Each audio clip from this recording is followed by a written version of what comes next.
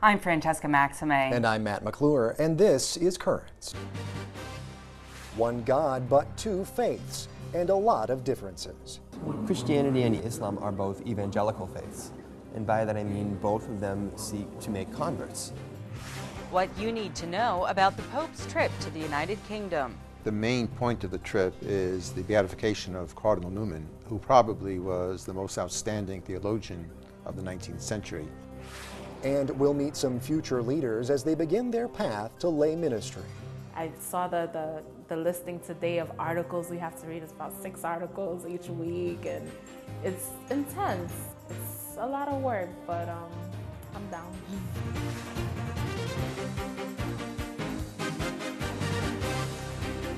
Good evening, and thank you so much for joining us tonight. Well, attacks on the Quran this week have reportedly led to attacks on Christians in India. That's right. In Kashmir, reports say 2 Christian schools, 12 government buildings were burned. Security forces killed 17 people and 131 others were hurt. All this reportedly because of a proposal to burn the Quran this past weekend in Florida. That event, of course, was ultimately canceled. Yes, it was. Well, in an interview, a bishop in India said the situation now is extremely worrying and we Christians are more insecure than we were before. Well, against this backdrop of tension and violence, dozens gathered this past Sunday to learn about bridging religious differences at St. Thomas More Church in Manhattan. Andrew Bysad, a scholar on Islamic studies, gave a talk about Islam and how it relates to Catholicism. It's kind of fortuitous that we are doing this on the heels of 9/11, but it's something that we've been planning for a very long time to just get the word out there about the basics of Islam, of what it means. It's true that the faith, Judaism, and Islam all share a common root with Abraham. This is very true. We have many common stories, we have many common teachings, we have many sayings, different parables that we borrow from each other. The similarities between the two faiths, many people refer to them as Abrahamic religions, in that both religions trace a common ancestry to Abraham. There are also many stories and ideas from Christianity and Judaism, I should add, that are added into Islam. Immediately after 9/11, there was that alertness, if you will, about what does Islam mean? What are the Muslims all about? But I think over the past 9 years or so, we've become somewhat complacent about, let's live in peace and so on. We should. That's our goal. We should strive to live in peace. But I think it's direly important that we understand, what is Islam? What is it? The Sunnis say that they are Muslim, and they say that the Shias are not true Muslims because they do not practice Islam properly, and they do not believe properly. The Shias say the exact same statement about the Sunnis. They pronounce what is called in Islam takfir, a declaration of infidelity, or non-belief upon the other one. The differences between the two faiths is in Christianity, we know who God is, we know that we are loved, we are made in His image and likeness, and that our purpose is to bring other men to know God, to love Him and to serve Him, and to be happy with Him in Christ in the next life.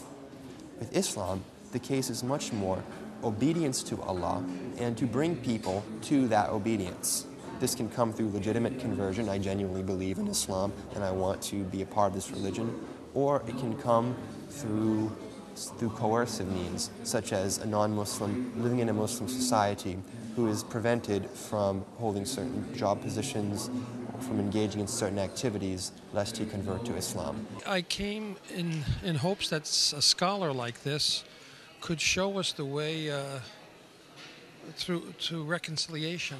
I live in a very diverse community in Queens where there are several mosques very close by, and I just would like to know a little more about the religion and about the people. There's some bad people, like in any group, that have caused it all to sound bad, but I can't believe it is. We must speak about the difficult issues of our theologies, our differences, and what do they mean for each other. Now, this does not mean we're going to be able to reconcile them. Islam does not believe that Jesus is God. Christianity believes that Jesus is God. Those two differences are irreconcilable. They will never change. However, we can look at our differences, we can understand each other, we can talk to each other, and we can see how we can work with each other and better live with each other. Well, some very timely discussion there. Well, there's more currents coming up straight ahead. When we return, a decision from the president of Iran has some Muslims upset. We'll have that story and the rest of the day's headlines coming up.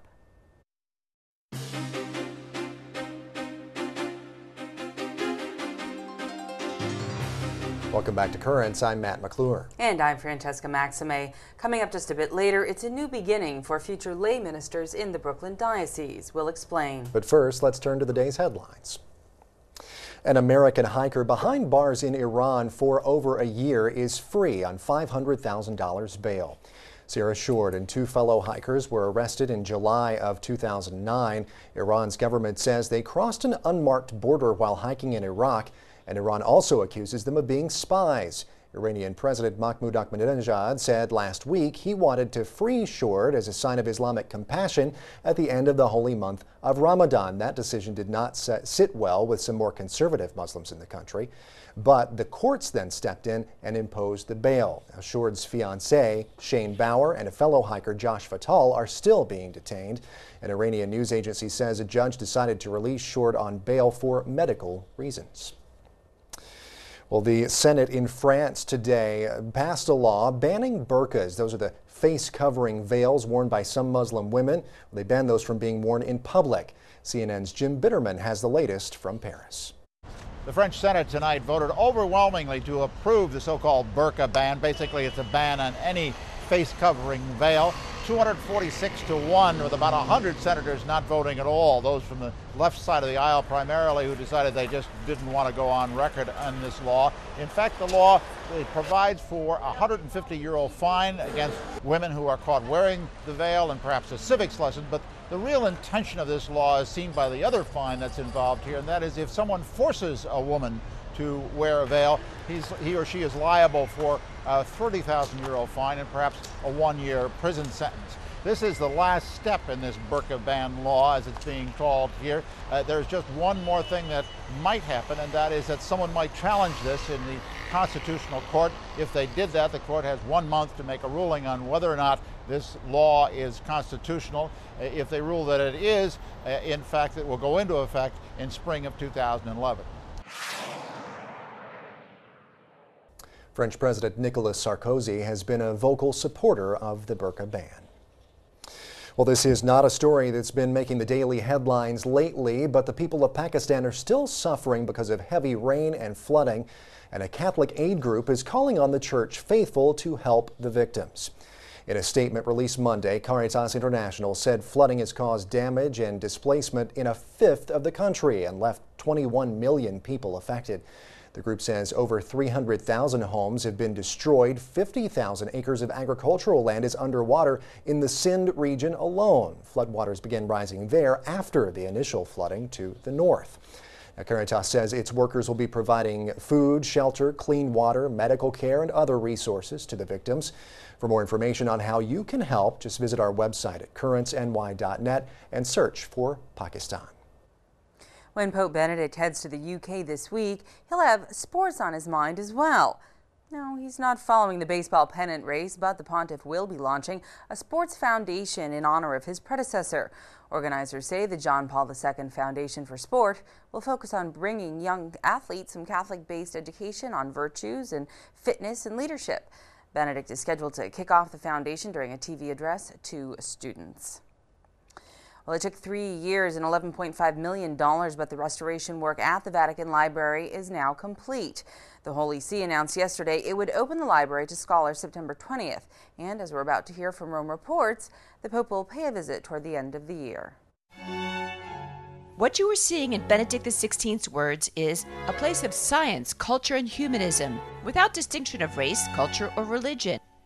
It is the Vatican Apostolic Library, and the Pope said those words when he visited in 2007. Now, 3 years later, Benedict XVI will find it much improved thanks to the repairs, modifications, and restructuring. Our work concentrated on creating more open spaces and on technology. Now we're looking forward to reopening with greater enthusiasm because there's been a development, an adaptation of the library structure to modern requirements.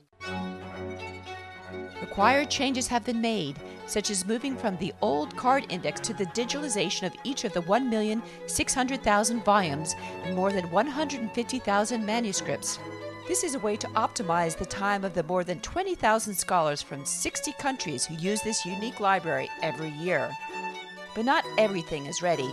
Some details are still unfinished, such as converting the Sistine Hall into a reading room, a project which has been put into the hands of Italian architect Paolo Portoghese. Paolo Portoghese is a famous architect from Rome who specializes in the Baroque, and he offered to complete the project to restore this hall. The work led to the rediscovery of these beautiful rooms, which are normally closed to the public. Only experts and doctorate students are allowed to enter. At the end of this year, the library will welcome a very important university professor and theologian, Joseph Ratzinger. I think it will be at the end of October or in November, but that's just a conjecture. The Pope's visits inside the Vatican are announced just a few days beforehand. Despite being the library of the world's smallest state, the Vatican Apostolic Library now encloses the latest technology within its walls, alongside manuscripts of Virgil and a Bible from the 4th century. It contains the past, present, and future to ensure that culture remains available for everyone. And finally, the papacy of Benedict is the subject of a new book that you'll soon find at your local library. The U.S. Conference of Catholic Bishops is set to release Benedict XVI, Essays and Reflections on His Papacy this Sunday. Reports say the book contains excerpts of the pontiff's writings along with articles by several church officials. It is billed as an unprecedented look into the first 5 years of Benedict's reign. The book also includes forewords written by King Abdullah of Jordan and Israeli President Shimon Peres. Well, stay tuned. There's much more Currents coming up. Just ahead, it will be history in the making as the Pope prepares for his historic trip to the UK. He's also going to be meeting with Queen Elizabeth and also with government officials. It's a state visit, and therefore it's an opportunity to talk about interests of common concern, mutual concern.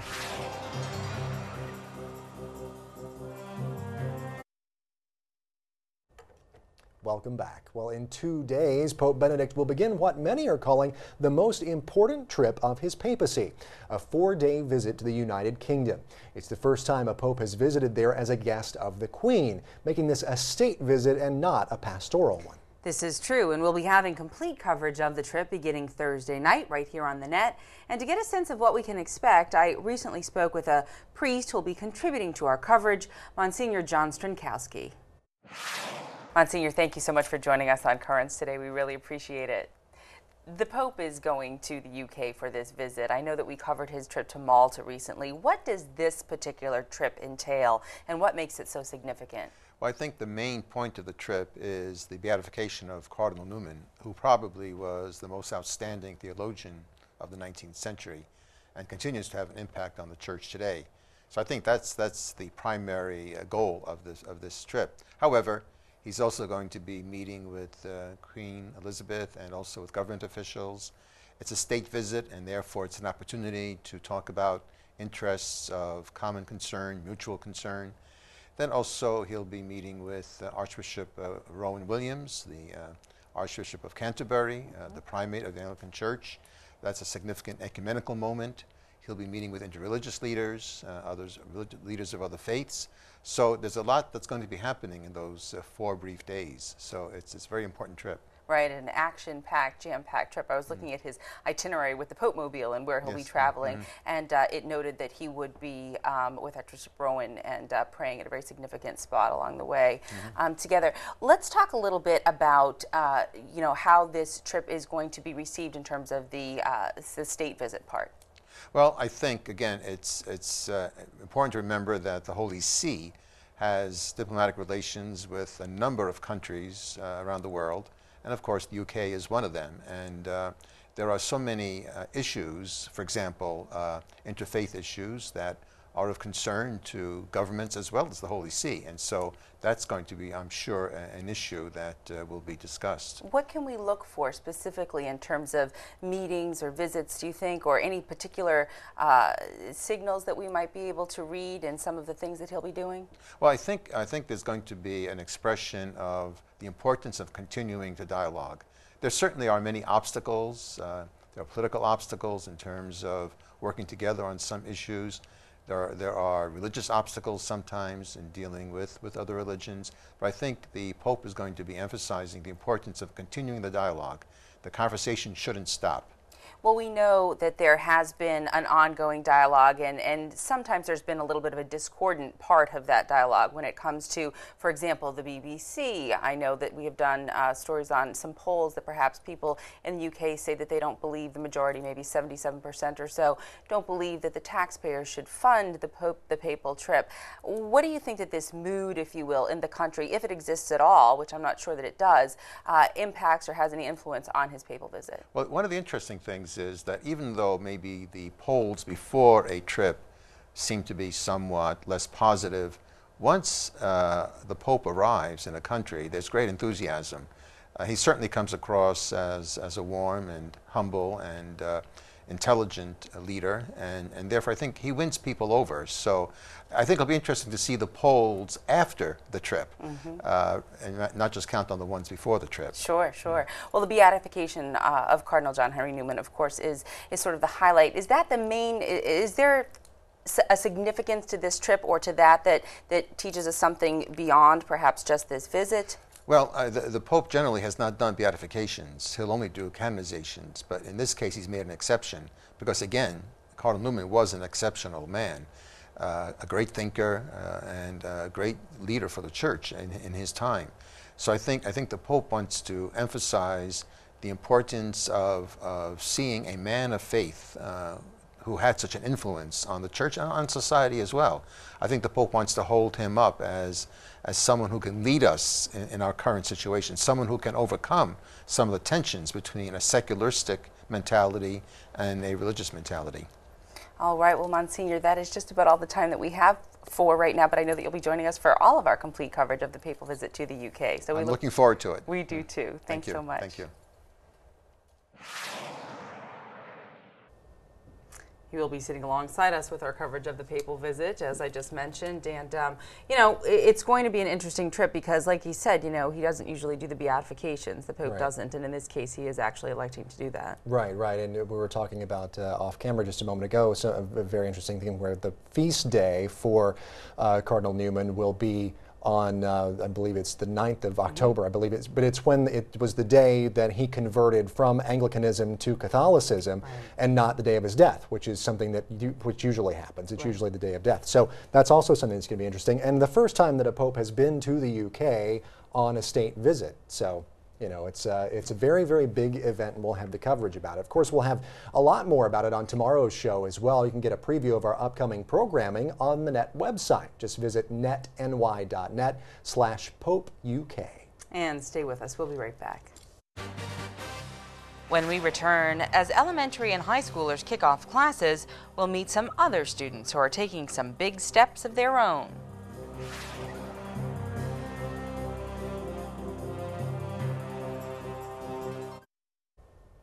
Well, with kids headed back to school, we conclude tonight with some other students headed back to the classroom, but not all of them would be considered kids. Not at all. Actually, they're adults beginning a 3-year course in lay ministry at the Pastoral Institute. And last weekend, they had their orientation in Queens.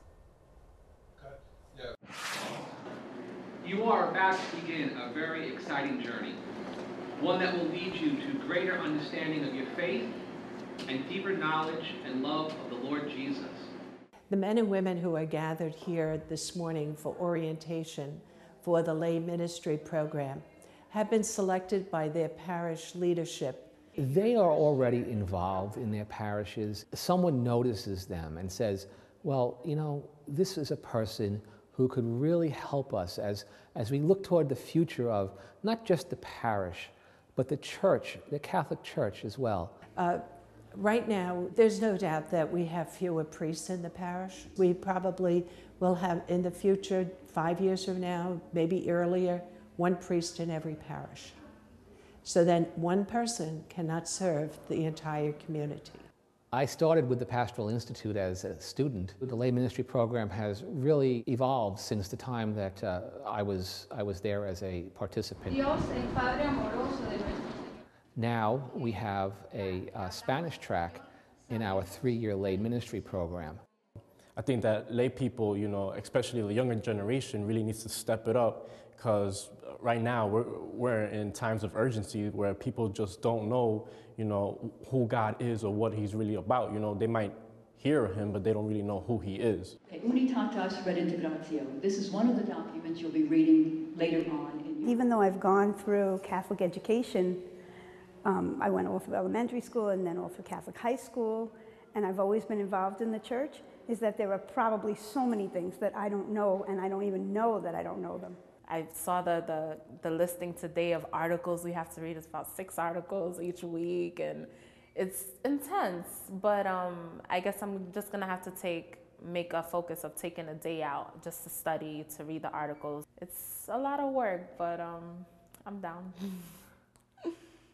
Paragraph 31, and this is the wording, I'll read it. These faithful, the laity, are by baptism made one body with Christ. The idea of the baptismal foundations of our faith and of all our ministries is very, very, very important. And Vatican Council II did a wonderful job in Lumen Gentium of talking about that. This idea of our baptismal foundation for all ministry, whether it's lay ministry, and then of course ordination, baptism is what calls us into the life of Christ, what calls us into service, what calls us to be the people we are. Well, I thought it really great that the Second Vatican Council had such a focus on the lay people, when prior to that it was just the Pope and the bishops and priests and deacons that were the main focus. So getting the community involved, getting them more involved, and having the church being known now as a community and not just as an institution, which includes everyone. There are 73 people in the lay ministry class, and they're due to complete their studies in 2013 and then be commissioned for ministry by Bishop DiMarzio. Well, good luck to them. Well, that's it for tonight. Now, coming up tomorrow, we have a preview of the Pope's trip to the United Kingdom. Our contributor, Rocco Palmo, will be on hand to put it all into context for us. I'll talk with a deacon from Boston whose miraculous healing is moving Cardinal John Henry Newman closer, one step closer to sainthood. So you won't want to miss that. We'll have all that and much more coming up on tomorrow's show. We sure will. But meantime, remember, we are always online at currentsny.net, and you can also check us out on Facebook as well. Until next time, I'm Francesca Maxime. And I'm Matt McClure. Thanks so much for watching. Have a great night.